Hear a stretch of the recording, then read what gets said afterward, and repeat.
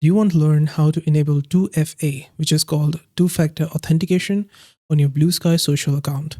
In this video, I'm going to help solve that problem. So first, on your BlueSky Social app or website, if you're visiting it with an app, click on this on the top left, go to settings, or on the website, go to settings from here, and then inside it, on the right, under settings, go to privacy and security. And inside this, the first option which says two-factor authentication, 2FA, on the right, you'll find enable. Enable this.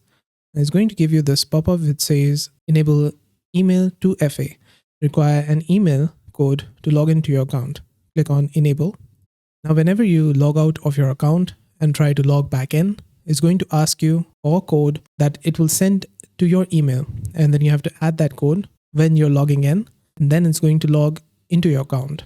Now you can disable it by clicking on change. And here it says to disable the email 2FA method, please verify your access to the email address. You can send verification code and you will see a new email.